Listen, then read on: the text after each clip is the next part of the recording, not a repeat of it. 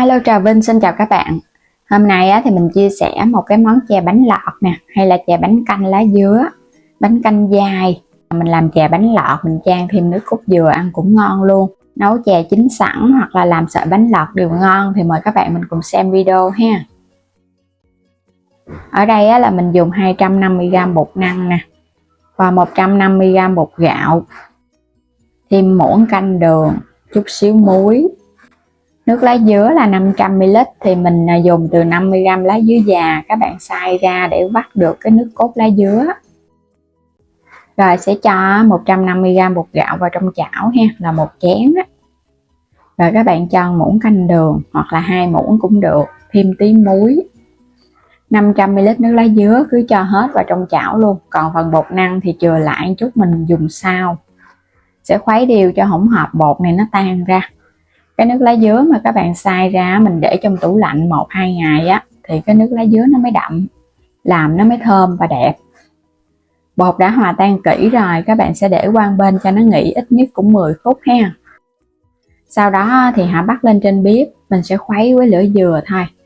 Khuấy đều để cho cái hỗn hợp nước lá dứa bột này nó sệt lại từ từ. Các bạn khuấy đều vậy thì nó không có ốc trâu. Cứ khuấy, bột gạo dễ khuấy lắm, nó không có khó đâu. Tại vì cái tỷ lệ bột gạo và nước mình dùng cũng nhiều nè, nên là khuấy không sợ là nó ốc trâu gì đâu. Cái bột năng thì mình cho vô sau một chút nữa, mình trộn sau á, cái phần bột nó dễ hơn.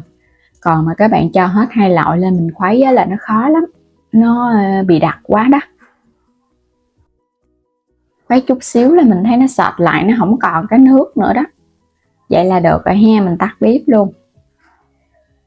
Bột còn đang nóng, mình sẽ cho tiếp 250g bột năng vô, nhưng mà mình cho vô từ từ thôi, chia ra để cho trộn nó mới đều. Còn các bạn cho vô một lần thì trộn nó khó đều lắm. Mình cho như vậy á, mình trộn bột nó sẽ sệt và nó đặc lại. Cái bước này mình thấy dễ nhất luôn. Cứ trộn đều một chút nữa là hai loại bột nó hòa đều với nhau à. Bột năng mình cho nhiều, còn bột gạo mình dùng ít, thì cái này cái sợi bánh của mình nó sẽ dai. Dùng tay các bạn nhồi đều cho nó quyện lại thành khói, có thể thêm chút xíu dầu ăn vô, thì bột của mình nó không có bị dính tay. Nhồi lúc mà nó còn đang ấm nóng các bạn nhồi nó dễ lắm, đừng có để nó nguội nha. Nó nguội là mình nhồi nó khó lắm, bột nó sẽ bị cứng. Rồi bây giờ mình thấy nó ẩm mềm vậy nè, vậy là được rồi đó. Mình bắt đầu ép khuôn luôn.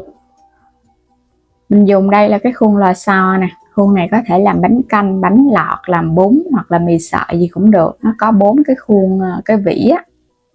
Mình sẽ cho bột vô. Các bạn bấm vào góc trái video để xem sản phẩm và mua ủng hộ kênh mình ha. Chia nhỏ ra mình sẽ cho làm 3 lần khuôn. Rồi bây giờ bên kia thì bắt sẵn rồi. Bắt sẵn nồi nước sôi, mình thêm vào muỗng canh dầu ăn. Rồi các bạn sẽ ép nó xuống vậy nè. Đè nó mạnh tay thì cái sợi nó mới ra dài. Vậy là xong một khuôn bánh. Cứ để yên cho nó sôi lên.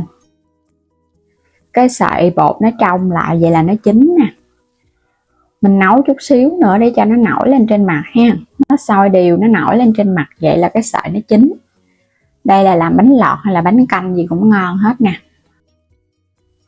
Khi mà nó trong, nó nổi đều hết lên thì mình sẽ vớt nó ra. Bên kia là chuẩn bị cái thau nước lạnh, các bạn thả nó qua để cho sợi bột nó không có bị hôi bột. Và cũng như là mình rửa cái nước luộc lại nè. Đang nóng mà gặp lạnh nó se cái sợi bột lại. Rồi mình cũng ép tiếp ha. Đây là cái khuôn thứ hai. Cái lượng bột này là mình dùng được 3 khuôn. Mỗi một khuôn là ra rất là nhiều cái sợi bánh luôn. Cũng khuấy đều rồi cái mình luộc cho nó chín. Luộc chút xíu nước nó sôi bùng lên là cái sợi nó chín liền. Cũng tương tự vậy đó. Mình luộc xong rồi cái mình vớt nó ra cái thau nước lạnh. Cái sợi bột nó trong veo và nó dai lắm, nó không có bị bở. Mình có cho thêm dầu ăn cũng giúp cho cái sợi bóng hơn, nó không có bị dính vào nhau. Đây nhìn hấp dẫn quá ha. Đây là 3 khuôn mình đã ép sẵn xong hết rồi nè. Vậy là có thể thưởng thức được rồi đó. Nếu như là làm bánh lọt là các bạn vớt lên cho nó ráo nước, rồi cái mình nấu nước cốt dừa và đường thốt nốt chan lên ăn. Còn ở đây mình nấu chè cho nên là thêm vào trong đây là nửa lít nước cốt dừa, cho hết vào trong nồi. Rồi cái thêm vào đây 150g đường, nó tùy ý thích nha. Cũng dằn thêm tí xíu muối cho chè nó đậm đà. Bắt lên trên bếp các bạn nấu cho đường này nó tan sơ ra một cái, cho đường và muối nước cốt dừa nó nóng lên. Rồi cái vớt cái sợi bánh lọt cho nó ráo nước, mình cho hết vào trong nồi. Các bạn có thể mình nấu chè hết cũng được, hoặc là cái phần còn lại cứ để vào tủ đông, khi nào ăn mình đem ra mình nấu mình ăn nha. Sợi bánh đã chín sẵn rồi nên không có sợ là nó bị hư gì đâu. Chè sau khi mà nấu sôi bùng lên đó là đường và nước cốt dừa nó thấm là ngon rồi, mình tắt bếp. Ở đây mình chỉ nấu phân nửa thôi, còn phân nửa thì mình để tủ đông để dành mình làm cái chè bánh lọt ăn với nước cốt dừa. Nhìn sợi chè nó bóng ngon quá chừng ha. Đường nó tan, nước cốt dừa nó thấm vào trong sợi chè. Chè của mình ăn nóng cũng ngon mà ăn nguội cũng ngon luôn. Dai dai, béo béo, và đặc biệt là nó thơm nhất cái mùi lá dứa các bạn. Các bạn sẽ múc ra từng chén nha. Sợi chè bóng ngon, dai, không có bị bở. Cái cách làm này thì có thể nấu chè mình ăn cũng ngon, và mình thay cái lá dứa thành cái nước lọc để làm cái sợi bánh canh ăn với nước xương súp cũng ngon luôn ha.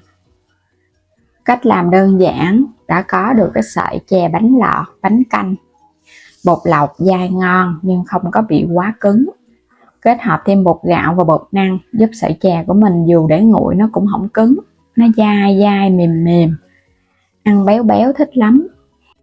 Làm rất là dễ luôn, có khuôn là các bạn đã ép được rồi. Chỉ bỏ ra ít phút đã có được cái sợi bánh canh hay là bánh lọt ngon ngay tại nhà thưởng thức, mà không có cần mình phải cán bột sắt tay. Sắt tay thì nó lâu hơn. Làm cách này thì mình thấy đơn giản hơn nhiều. Còn nếu mà không có khuôn thì dùng cái bọc, các bạn dắt nó ra từng sợi cũng ngon luôn, nhưng mà nó hơi lâu một chút ha. Chè này có thể ăn nóng hoặc là thêm đá lạnh vô ăn cũng ngon, tùy ý thích à. Mình dùng nước cốt dừa đặc đó nên là sợi chè béo ngon lắm. Thơm phức mùi lá dứa nè ha, chè dai dai mềm mềm. Và bây giờ cảm ơn các bạn đã luôn theo dõi ủng hộ kênh. Nếu chưa đăng ký kênh thì vui lòng đăng ký ủng hộ kênh Alo Trà Vinh và Alo Trà Vinh 2, và bấm vào góc trái video hoặc là bấm vào ảnh kênh chuyển đến cửa hàng lựa chọn nhiều sản phẩm mua ủng hộ kênh mình ha. Xin cảm ơn, chào tạm biệt và hẹn gặp lại các bạn ở những video tiếp theo.